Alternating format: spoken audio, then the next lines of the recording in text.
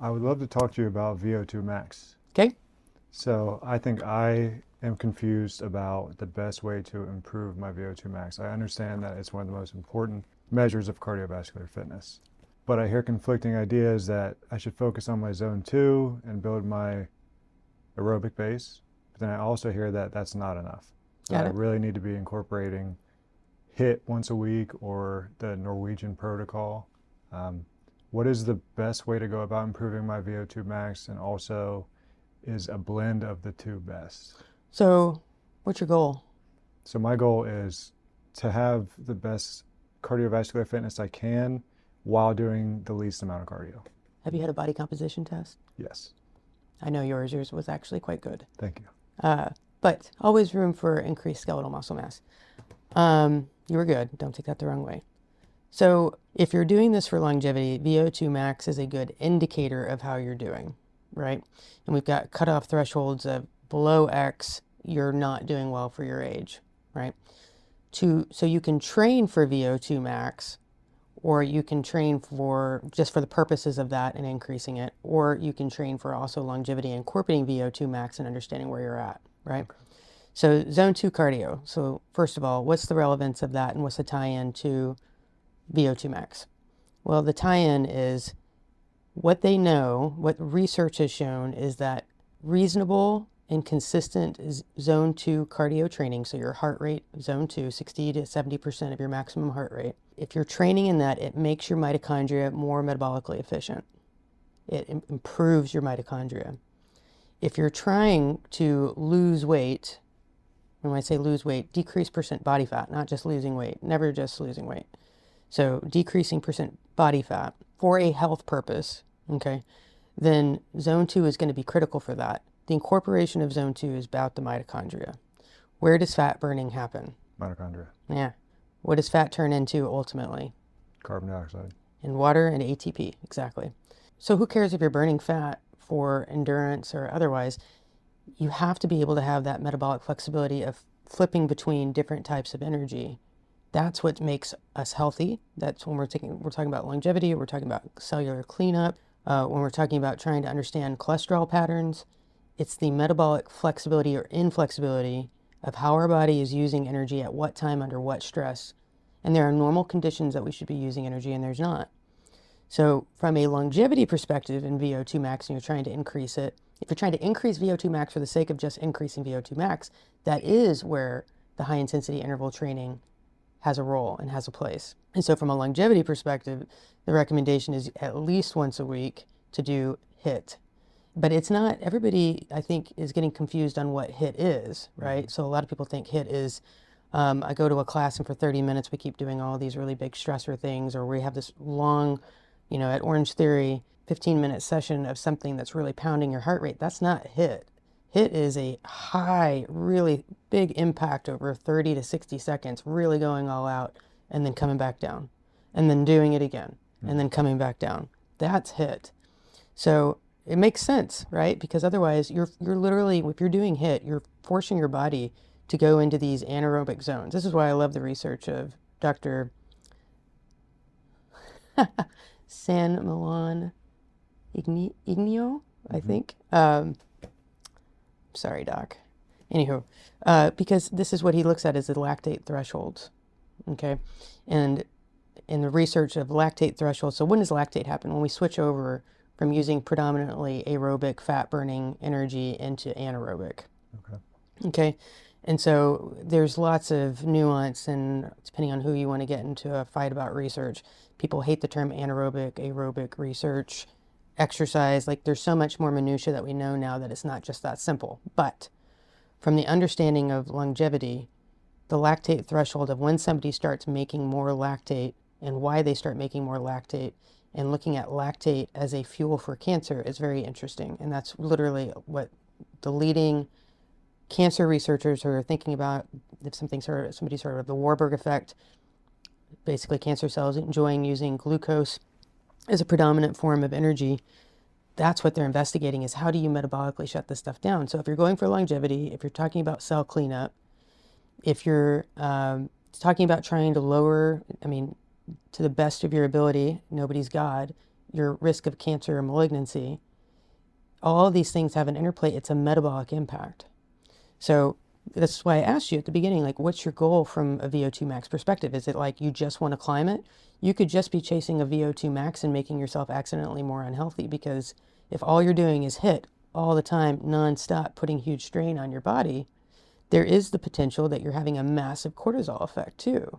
And we already, that's literally the idea of trying to make yourself more metabolically flexible, using fat at the right time, carbs at the right time, and being able to do this interplay back and forth. Well, if you are just doing one line of demand on your body and it's anaerobic, we'll go use that term, just most people know that at the moment, and you're using glucose for energy as your predominant source, you could be accidentally moving your body in the wrong way in every other way except for you're chasing a VO2 max. See, I would assume that it would be easier to fall into that chronic cardio, chronic cortisol response from doing so much zone 2 as opposed to just one HIIT session per week. Okay, let's back this up. So cortisol. Cortisol is a natural steroid created by the body, right? Think of a Medrol dose pack, right?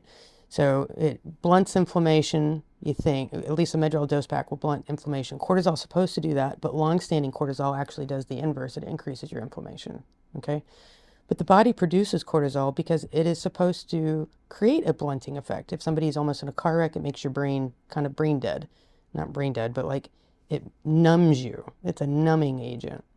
So if somebody is doing zone 2 cardio, let's say running, first of all, I'm going to wager that most people are not doing zone 2 cardio running, because running is such a high impact on their body. It's a good workout, but that's the problem.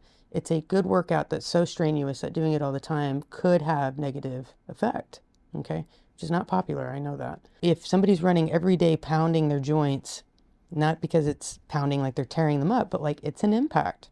It is a known impact. There's a reason why we say if somebody has extra weight on their frame, there is wisdom in trying to get that off the frame, because it is a physics impact on the joints. Yes, you should run, but if you're putting extra strain on your joints, that is a problem long term. So if somebody's doing zone 2 running, first of all, I would say prove it to me, because you need to be checking your heart rate. And most people, when they're doing any type of running, even jogging, they're probably going to escape out of zone 2. Is the talk test accurate enough for that? I don't believe so. I really don't, especially now after working with patients and doing it myself. I'm going to call that a little bit of a load of wonk, okay? Because everybody, even when we do the genetic testing and we look at somebody's VO2 max tendency potential, they're either normal, which is the best you can be, low, or even lower, all right? So the assumption that everybody is going to have the same capability from a VO2 max perspective is not true. So if somebody says, well, I can walk and I can talk, who's saying what about check your heart rate? Most people, when they're doing their VO2, they're doing their zone 2, if they're going off of that, they may be either way. It could be too low or it could be too high, but it's not likely going to be zone 2. It's a hard workout in the sense of maintaining your heart rate under that amount of stress for that amount of consistency. When you say you doubt that people are in zone 2 when they're running, are you saying they're probably just in zone 1 or going into No, zone I believe 3 and 4? they're probably high 3, 4, and then depending on their pace, maybe even 5, and also depending on their level of conditioning.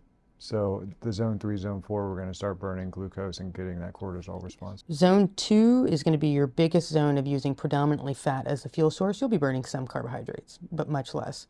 Zone 3, you'll be switching out of that, where you're going to be crossing paths, so to speak, on which fuel you're using. The higher you get into zone 3, you're going to escape predominantly using fat for utilization. So zone 2 is the safest place to know that for sure you're using fat for fuel predominance. So if somebody's trying to decrease their percent body fat, wisdom. If somebody's trying to increase their mitochondria, their efficiency of their mitochondria, that's wisdom, because you're forcing the mitochondria to do what it's supposed to do, which is fatty acid oxidation, fat burning in the mitochondria. And you'll have less of a cortisol release in zone 2? You should, absolutely. And the other thing is that I truly believe one of the fastest ways to get in to get in their own way is if they are leaning on walking, treadmill, running-based activities for their zone 2.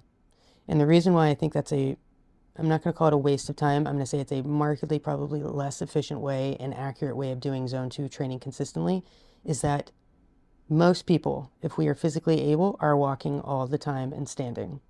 It is not asking that much of the body to change or to put a new demand on the body. If somebody's got an aggressive goal, aggressive lifestyle needs to change. Aggressive movement, and it doesn't mean aggressive movement being crazy doing HIIT all the time. It means a big aggressive change in how you do things may be in order to hit your goals.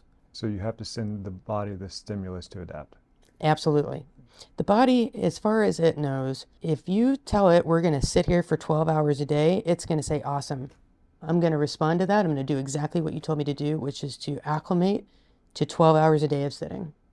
And we're going to be so good at sitting, it's going to knock your socks off. So when people are like, I don't understand, I do my Picket, something that is 30 minutes of exercise, that is some type of movement, and predominantly it has some form of walking in it accidentally, the body is not impressed by that. So I think fundamentally, what we all have to understand as humans is that the body wants to be as efficient as it possibly can. And anybody who tells you otherwise is not being truthful. It wants to save energy as much as it can. Whatever the lowest denominator of impact that you're going to ask it to respond to is what it's going to do. The higher you push it, the more you ask it to change, it's going to resist it at first because it's like, what's going on? And then it's going to say, okay, we're going to do this, we're going to change. To whatever the stimulus needs to be, we're going to bring it online. The difference for most people, and this is where we talk about the study of each person individually, is that what we were talking about even with the genetics. Well, if one person has normal VO2 max tendency capability versus somebody who has low, that's two different outcomes potentially, right? If somebody's body responds to cardio very well for whether it's HDL regulation, triglyceride, insulin, these are all genetic things that we can look at and know versus somebody who doesn't. This is where it comes back to the goals. Are you just trying to decrease percent body fat? For some people, the biochemistry is going to be what the biochemistry is. The creation of impact is going to depend on each person's variability. So once I get that information back, my test results, what are the actionable takeaways there? How do I use that? Yeah, the actionable takeaways are, first of all, a honest take on what have you been doing, right? Most people, they have accidentally deceived themselves into thinking that they have done something useful or have been participating in something useful because somebody has told them that it's healthy, but they don't know if it's healthy for them. And so the actionable takeaways are, if we get somebody's cardiometabolic panel back, so their big cholesterol panel, and we're looking at cortisol as well, we're looking at homocysteine levels, we're looking at fasting insulin, fasting C-peptide, A1C, and we're looking at this in a confluence, not in an isolation pattern. And for example, we need to chip away at somebody's A1C that's been, let's say they're still normal and their doctor's excited for them and says, oh, you're 5.5, you're not pre-diabetic yet, you're getting close, but you're not there, so you're fine. But let's say, a year ago, they were 5.0. A jump from 5.0% hemoglobin A1C to 5.5 is a big deal in the wrong direction. So if we look at these genetic insights and we say, hey, did you know that you can regulate your body is excellent at regulating glucose and insulin through cardio, based off your genetic tendencies, and you are highly resistant to doing cardio, and or let's say you're doing cardio that is actually creating a pro-inflammatory state, a high carb utilization state, anything that is in a higher heart rate zone, then let's not do that. Let's be more targeted in our approach. But I love resistance training a lot more than cardio, and my goals more align with I want to get stronger, and the aesthetic goals. I don't get there through cardio. You're absolutely right. And so lucky for you, nobody in this clinic gets a free escape of, even if you do your body composition test and it looks like you do not have a necessity to increase your skeletal muscle mass, if you're working with us, you're going to increase your skeletal muscle mass. You're at least going to maintain it, if not increase it. You're absolutely right. So when we're looking at those genetic insights on, again, goals, right? So if your goal is, I want to physically look different, then we can look and say, what is your genetic tendency to know how your body responds to cardio for body changes?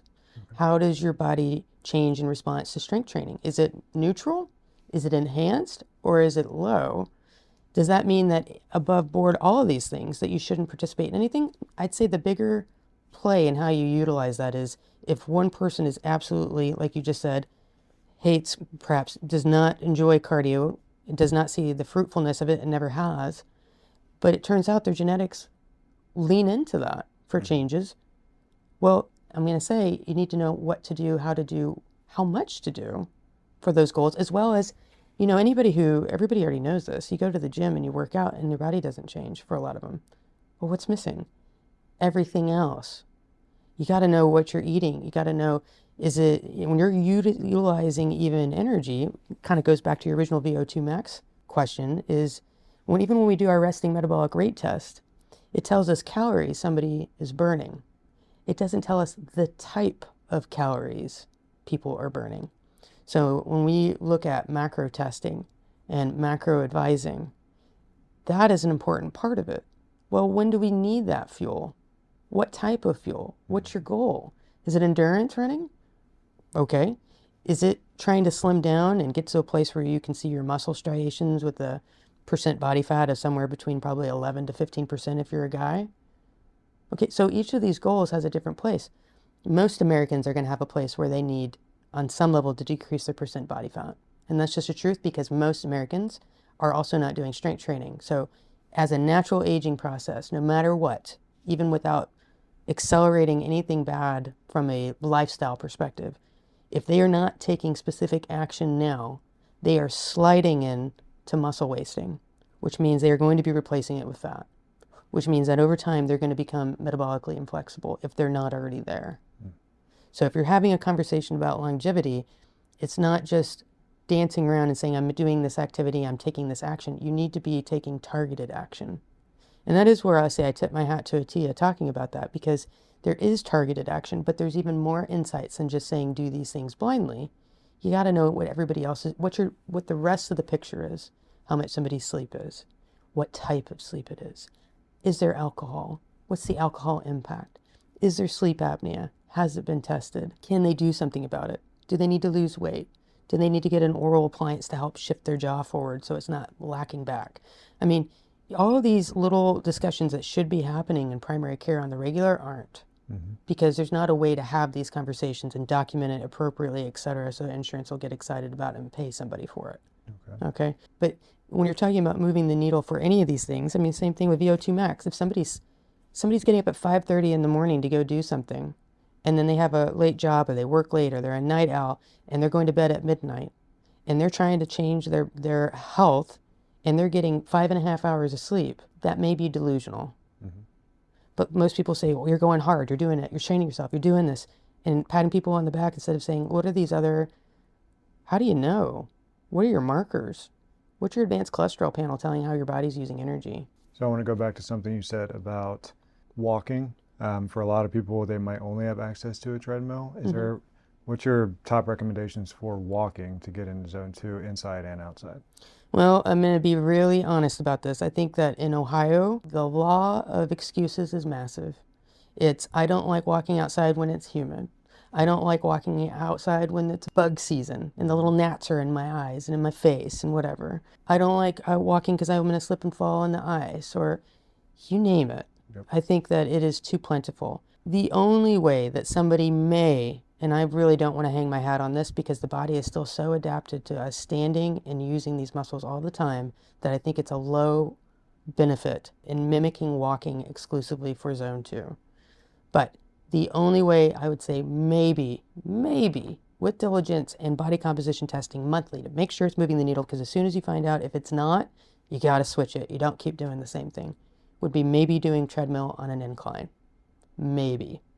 But I still think that the body is still so adapted from standing posture and walking. What level of impact, how fast do you want? Most people, they're pretty reasonable when they come to this clinic and they say, well, I understand this is a long-term goal, but maybe I'd like to see something change in a month or 3 months, right?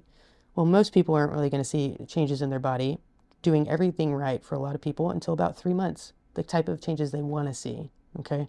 So that's 90 days. Well, if somebody's doing something that's less efficient and they could be doing a different exercise for 90 days and get more robust results, why wouldn't they do that? I'm very pro-erg. So as Atia would say, I'm bullish on ergs. And I'm very bullish on concept tube machines because I think they have really nailed down the equivalent of variable resistance training for strength training in cardio. That is the best explanation I've ever heard of it. And I am very bullish on variable resistance training in general. Take it to the level of cardio, some type of capacity to do that too, where you're constantly creating resistance and making your body work harder. I'm all in. Low impact as well. Low impact. So bike, I'd say most people, I would say do bike erg first. Why?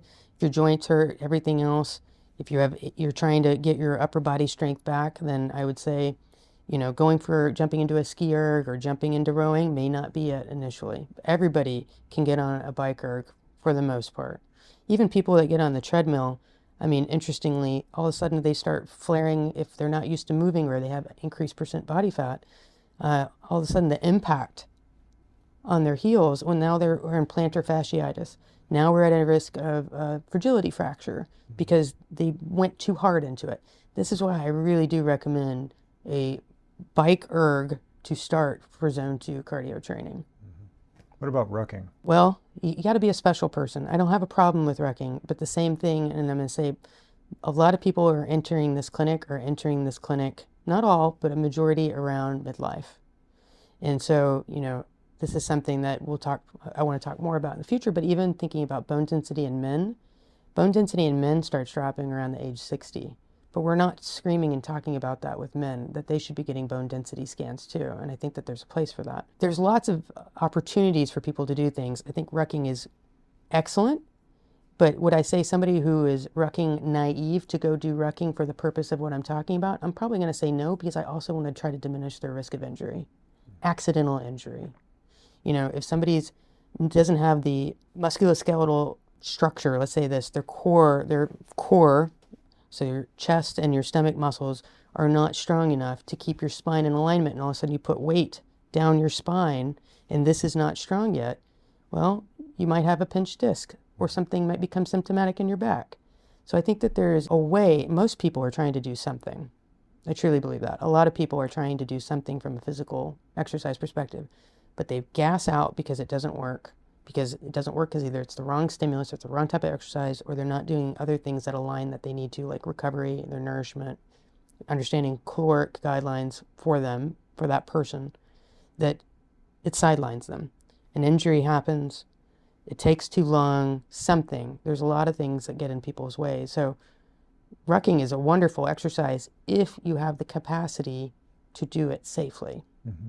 I know you're big on bone health and also early prevention, early detection. And you mentioned that running and rucking can be hard on the joints, but don't we want a certain amount of stimulus on the bones? Oh, absolutely. When I say hard on the joints, what I'm saying is the physics impact if somebody has an increased, somebody who is running naive, am I going to go tell them to start running a mile, 3 miles, train for a 5K immediately, when they have no idea the status of their body, genuinely? So let's say, one, they could already be at a risk for a fragility fracture in their foot. Mm-hmm. All we need to do, if they're not taking supplements they need to, if they haven't had a micronutrient test, etc., I put them out there, they're going to fracture their foot, and then they're out. Mm-hmm. And then they're frustrated and everything else. So when I'm talking about damage to the joints, running doesn't damage the joints. Physics will cause an impact on the joints over long term because of physics with gravitational, the amount of impact on a joint with increased percent body fat on that person. That's not wisdom. I would tell somebody, do something that is less stressful to the body initially for the purpose of getting that decreased percent body fat accomplished, and also increasing your skeletal muscle mass. Increasing your skeletal muscle mass doesn't have to be painful. And that also doesn't mean it's not going to happen. A lot of people, I don't think, have good success with it.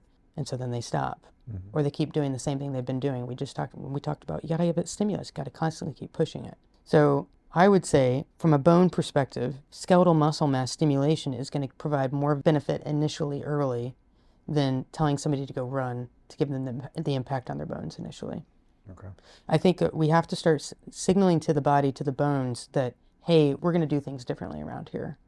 But suddenly asking it to go out there and take an impact that it hasn't had, I think is really at risk for a lot of people for injury. So tomorrow I come into Metabolic, I get a VO2 Max test, I get my genetic test done. Once I get those results back, what are the next steps? How are you going to walk me through what to do with that information? Yeah, well, so once you have your genetics, this is the great thing. You've got a roadmap to your body. Like, that's a one and done test, right? When you get your VO2 Max, when we see where you're at, and then we also see what is your thresholds for your zone 2 cardio, and then it depends on your goals, right? Then we come up with a plan of what the minimums are for zone 2 cardio per week, how much time, how many times a week, what type I think would be best for you, okay? And then we're also going to get some insights on nutrition as well. And then depending on, again, goals, maybe we need to add in a resting metabolic rate test so we can find out what your maintenance caloric zones are. So meaning your weight won't increase or decrease. And if we need to decrease percent body fat, looking at a weight loss one, because we don't want to drop anything dramatically. We want to be smart and scientific, just enough to help aid the body find the reason that it's useful to it to utilize fat for energy, okay? So remembering the body wants to be energy efficient, never wants to burn fat. So we gotta help it. We gotta give it some signals. So with the VO2 max, basically we're gonna see where you are first, like genuinely. Where do you land? And then more minutia and details and really what are your goals? Mm-hmm. And part of that may also be building out a bigger discussion of, so you're scared because your uncle had a heart attack in his 50s and you don't want that to be you. Is that the most efficient way to help you know where you're at from that risk perspective? Is it a VO2 max and genetic testing? Mm-hmm. I don't know. Maybe, maybe not. I can think of some other things that would be more useful for that person because you don't want to do things blindly for a blind purpose, right? What you think how you're fixing things may be actually making things worse, right? Okay. So now I have my minutes of zone 2 cardio that I need to hit each week. I know that you recommend erg machines. Do I need to find like a wearable to help me track? Absolutely. I am very pro Garmin. I'll just say this. I feel like anybody who gets an Oura ring, they may wear it when they're sleeping and then they take it off when they're working out. When my clients are doing strength training, and if you talk to them, even when they go to the gym, if they usually take their Oura ring off. They're missing all of this data of their heart rate, even if they're doing strength training, okay? And being able to track how much they're doing, how much strain they're putting on it. It's not just you did the workout and you're like, yeah, I know I did the workout. I know how many reps or this or that. It's also looking at the indirect impact. There may be some people when they start off in this journey that, for example, if they've got their Garmin watch on and they're looking and they can see, oh man, I am in a low recovery state, but doc said I should do this, da da da da da. And if that person stays in a low recovery state and there's not other variables like alcohol or changing sleep or otherwise, then I might say, oh, hey, guess what? You need to take a break. You need to take a day off and let your body recharge because that can be indirectly increasing your cortisol. That's going to slow down all your progress. Mm-hmm. So absolutely, I'm pro wearable, especially for if you're looking at zone 2 training, any training at all, but you need to be able to keep metrics of how you're straining your body from an indirect perspective of thinking about cortisol impact. And you would track this through what, HRV and your sleep score? Heart rate variability, Garmin does a great job with heart rate variability, looking at your trend week over week, month over month, sleep actual recovery, sleep duration, types of sleep, light, deep, REM if you're awake, looking at, like I said, the indirect thing, which is also just depending on what watch you get. If you get a Forerunner, for example, and probably higher, then you're going to get this where you're at as far as training readiness. And your factors for training readiness are your sleep, your recovery time, your heart rate variability status, your acute load, your sleep history, and your stress history. In my personal experience, I absolutely, truly believe that this is a indirect measure of your cortisol, your stress on your body. So what if someone just has an Apple Watch? Will that suffice? I am not pro Apple Watch. Most people take off their Apple Watches at night to sleep. I haven't looked at the Apple Watches in the last couple of years, to be honest with you. Like hardcore looked at them, but like I still think you got to charge them pretty frequently. And I still think the charging is pretty slow on those things compared to a Garmin. It is not necessarily the easiest interface. Now, if you're so candid and used to your Apple Watch, then go to town on it. But even trying to change the heart rate zones on it, it is a process. You got to watch a YouTube video for sure to figure out how to do that. It's not easy. So if I've got patients that are, I'm going to say mid-40s, 50s up that don't like tech that's difficult, I would say lean away from an Apple Watch. I think you definitely have to buy probably a third-party app to make that a usable thing for you. Okay. And can I trust the heart rate zones that the watches tell me to base like my age? It also depends on the watch. So I don't know that all watches are going to figure out what your heart rate zone is. And in fact, the Apple, I'm fairly sure for most people it doesn't unless you go in and you change the setting. It will just come out with the one based off of age or whatever age you were when you got the thing. It's going to stick there, right? So there's 3 different ways to figure out your zones, right? There's by age, 220 minus your age, and then you multiply it out by percentages and you can figure out your zones that way. There is literally having a watch that's watching you and seeing what your baseline heart rate is and calculating it from there, okay? And then there is your VO2 testing that breaks down, you can see exactly what your heart rates are. So those are the 3 different ways to do it. Is any of them, like obviously the VO2 testing would be the most accurate. Between the other 2, it does depend probably on watch quality and how they've got it built out. It depends on the person, right? There's really healthy, cardiovascularly fit people that are older that those things may not be the right metrics for, just based off of age. That's what I'm getting at. Okay. But if I have my heart rate zones that are accurate, but I don't have a wearable, can I just go off of what the machine says by tracking my heart rate by holding on to the grips? I would not. And not only that, but you're not going to be logging it. I think the worst thing you can do from a longevity space is to go fly anything blindly and not know. And then the second thing is to rely on data that may not be as accurate as it should be, like what you were hinting at. So, are all Garmin watches awesome? I'm going to say no. I'm going to say you probably need to get like a mid-level Garmin watch if you're really going to get into accuracy. And I'll say that specifically speaking to personal experience. But my wife and I both had not, I didn't think mine was that bad, but apparently it must have been the Garmin Instinct Solar 1 is what I had. Its insights and capabilities compared to this Forerunner 265 are dramatically different. Chris, I can't remember what her entry-level Garmin was that she thought was a good one based off the reviews, and then she upgraded to a Venu 3. Same thing. Her insights, her accuracy, even when she went back and she looked at how it was tracking things before our alcohol pause, it did not seem like it was grabbing the data as well. So, you put a watch on, common sense, also how does it fit? If you got this thing loose on there, and if you don't like wearing a watch so that it's in contact, you're like, I just don't like how it feels and it's flopping around, what do you think's going to happen with your data? So, and then people are like, well, I'd rather not have that. I'd rather wear a ring. Are you going to wear your ring all the time? Are you going to worry about it scratching when you're grabbing a gnarled bar if you're doing your variable resistance training? Like, you kind of have to be realistic about things. Well, I have an 8-sleep mattress pod.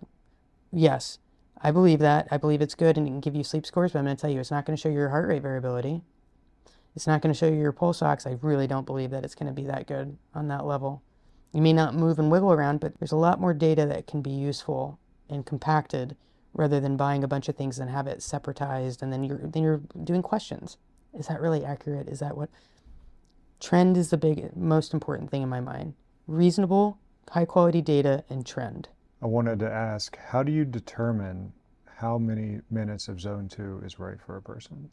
Well, it's one of those things that honestly we're stepping into, for a lot of people, they've never done true zone 2 cardio training. Because of that, I have to ease them into it, right? So a lot of people, if I say immediately, you're going to go do 30 minutes every day of zone 2 cardio, and they're not used to it, or let's say they do exercise, but they're not used to that, it's still going to be a little bit difficult. So what we want to do is a stepwise fashion, give them minimums for them to attain. If they can graduate faster past that, then that's fine. But we're going to know what we need to do because we're also going to recheck their body composition test. So if you recommend, for me, 120 minutes a week, does it matter how I get there? Could be 1 session or 3? Yeah, I would say break it up into smaller sessions, obviously. It's not just that we're burning fat in that time when we're working out. We're trying to create a new metabolic state for the body consistently, daily, as much as possible. So if I had to choose, and this is blindly saying this, and I have no idea if this would be good for everybody, so don't take this as, obviously none of this is medical advice, this is more education, but like, if I had to choose somebody saying, well, I will only do one or the other, 3 hours of zone 2 on one day, or 20 minutes a day, I'm going to choose the 20 minutes a day for that person. Like, even if it came up short in the total number of time, that would be more important to me because we're also looking at other things in this clinic, right? Making things even more complex accidentally. But like, doing the thing is not just to do the thing. It's for the purpose of metabolic flexibility, for using energy in the right way at the right time to create this change cellularly where the body is adapted to do what it was most designed to do, which is burning fat overnight and then using carbs as needed for stress or exercise because it's fast fuel. But most people in the United States are walking around, and I can say this because looking at our Lumen users, a lot of people are predominantly using glucose most of the time when they start working with us. and they have no idea. That's not metabolically fit. That's not circadian rhythm aligned. There's nothing about that that's natural. If a client's doing variable resistance training 5 days a week, how does cardio play into that? And also, should it be before or after resistance training? That's a good question. So we know with variable resistance training, the reason why we like it and we use the bands is because of the stimulus. So what we do know is that if somebody, for example, does yoga or pre-stretches before doing the variable resistance training, their stimulus and their impact is going to be diminished. Mm-hmm. So I would say it depends. Okay, for most of my patients, I do encourage them to do the zone 2 cardio first. And again, I'm not asking them to do massive muscle elongations or anything like that. So that's the reason why I say that. I also think it gets people more willing to start doing something. As soon as you start pumping your blood a little bit more faster, you feel better. And then I'm trying to carry them over to getting their VRT done. So they do their zone 2, and then they do their VRT. But if it seems as though somebody is not responding as well as I want them to, we may switch it up and say do the VRT first and then do your zone 2. But part of this is getting people to do what they need to do. If everybody did the most elite thing immediately out of the gate, all people would fail. And that's where most people do. Mm-hmm. Because they're trying to do something that they saw somebody who is already physically fit, in demand, capable, and replicate it, and their body is not there, and they feel like garbage or they get hurt. The body's not tuned into it. So we want to, we've talked about being the metabolic Sherpa, so to speak, but like the goal is to get people moving in the right direction. And then we can add gas to the fire. Mm-hmm. But those baby steps really aren't baby steps for a lot of people because most people have no idea what to do. Should they have any fear of the cardio taking away from the benefits of the variable resistance training? Like you hear some people say that it will tell the body it needs to drop the muscle because it's expensive. Yeah, no, I get you. No. So, and that's part of the intentionality of how everything is built out. So if I told somebody just to do intermittent fasting and not do strength training, would I be concerned about muscle wasting? Possibly. The body doesn't actually want to break down muscle preferentially. It really has to be putting it into a stress response. And say like there's not really energy around otherwise, so or you're not giving me a demand why I should maintain this muscle mass, so think Ozempic. But it's not its first line energy. First line energy is always going to be carbohydrates every opportunity it gets, unless you're putting it into this unusual space of zone 2 where there is a appropriate amount of oxygenation, appropriate amount of demand that it works well at the cellular level to use fat predominantly for energy. The intentionality of why nobody gets to come into this clinic and I say to them, even depending on their genetics, that you do nothing strength training wise, that'll never happen. And by most people, because we're also talking about longevity, even if they have a low % body fat, they will be doing zone 2 cardio because we have to improve their mitochondria. How do we know we need to improve their mitochondria? Well, for those that opt in and use our medical grade partnership, our clinical partnership with Lumen, we find out very quickly if somebody's burning carbohydrates all the time, they're metabolically inflexible by definition. Mm-hmm. They're not using flex fuels. They're not using fat. They're using carbs all the time. I think this is where it becomes hard for a lot of people who are trying to piecemeal this together, is like all these pieces of data, all this information sounds extremely overwhelming. And it should, because our body's complex. But when you break it down and you have a guide and you actually get to learn about your body and know the state it's in, and know because of the state it's in, this is what needs to happen, this is what we need to shift towards, then the goals become much more clear, mm-hmm. right? For some people, they come in and it's a conversation about something seemingly simple, like, I want to feel better, right? And then once we get their cardiometabolic labs back and we find out that, man, they're actually at a lot of risk for heart disease, then maybe our goals pivot a little bit, because maybe we need to say, well, you just want to feel better, but part of you feeling better is actually understanding the interplay between your risk of cardiovascular disease and feeling better. And I think that in a lot of clinics that are in this kind of, alternative integrative space, the exclusive focus of only feeling better misses a lot of other important pieces for longevity. Can you give me an example? Like I just said, I don't think that they're talking about heart disease on this level. Mm-hmm. We're talking about getting advanced imaging, for example, to know whether or not, if they do have any narrowing in their coronary arteries, is it calcified? Is it not calcified? Is it LDL base that's rapidly remodeling and is the most risky? Because when you get a cardiac calcium score, CT cardiac calcium score, all it shows is the calcified stuff. you got two other playmakers in there in their own right that will not be detected by that. Calcified stuff is the stuff that's been there the longest, and it's had time to get calcified. So you could be early in this journey with quite a bit of LDL plaque, quite a bit of non-calcified plaque, and be at risk and not know it.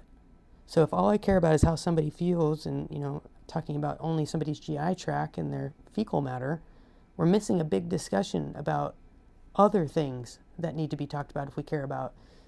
And longevity, what is longevity? If that's going on, that's not really a great conversation for longevity. That's survival. And so I think we also need to have an honest talk about what is longevity versus what is survival if you're already behind the 8 ball, and a lot of Americans are. And that's where the conversation in this clinic is about aggressive lifestyle change. You got aggressive goals. You don't think you can pitter-patter away doing one little simple thing and get an aggressive change.